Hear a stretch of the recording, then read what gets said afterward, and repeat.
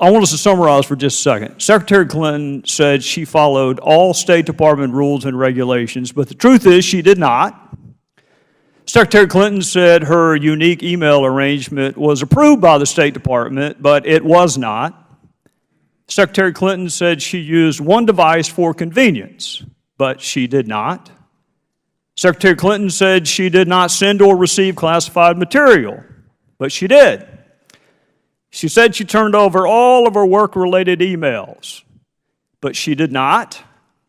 She said her attorneys personally reviewed each email, but they did not. So when faced with a series of demonstrably false statements, utterly impeached by both fact and logic, the ranking member did what lots of criminal defense attorneys do, which is blame the investigator. And when that didn't work, they throw the Hail Mary pass of all criminal defense attorneys. Other people did it too. Which brings me to General Colin Powell, one of the most respected people in our country's history. You know, Secretary Clinton told the FBI, and I'll concede, she says different things to the public than she says to the FBI, but she told the FBI that Colin Powell's advice had nothing to do with her decision to set up her unique email arrangement with herself. Now, I'm going to say that again in case anybody missed it. Secretary Clinton told the FBI, under penalty of not telling the truth, that Colin Powell's advice, email, had nothing to do with her decision to set up that unique email arrangement with herself.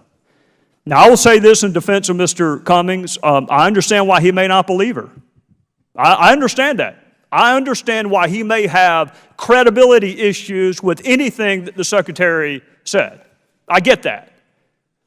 But I think it would have been fair when you are using your opening to criticize Colin Powell to at least point out the person you're trying to defend doesn't even say Colin Powell was the impetus behind her decision to have that unique email arrangement with herself. So let me ask you this. Secretary Clinton was asked, because she frequently says 90 to 95% of her emails were in the State Department system. Have you heard her say that? Sir, I can't recall. Well, it won't take you long to find it. She says it a lot, or she said it a lot. And then she was asked, who told you that? Who told you that 90 to 95% of your emails were in the State Department system? And you may find her answer interesting. We learned that from the State Department and their analysis of the emails that were already on the system. We were trying to help them close some gaps. I like the word gaps. I guess if you consider the Grand Canyon to be a gap, then yes, there were some gaps in her email. Did you have 90 or 95% of her emails on your system? Again, sir, the only emails we would have is what has been provided recently, which was that 55,000 that we got. Well, no, I'm going back before that, Mr. Finney. She said you already had them before she gave them to you. You already had 90 to 95%. Was that true? Again, sir, the emails that we're looking at, talking about the state.gov emails, she did not have a state.gov account. And as far as the emails that we received from her came at that time frame when it was turned to the department and it was processed by a bureau. But she made this contention before she ever returned them. She said you already had 90 to 95%. She was just helping you fill in some gaps.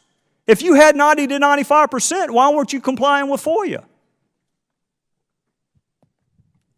Again, sir, what I have in our system is what received by a bureau. Let me see if I can put that in South Carolina terms that I can understand. If she said that you already had 90 to 95% of her emails before she ever returned them, that ain't true.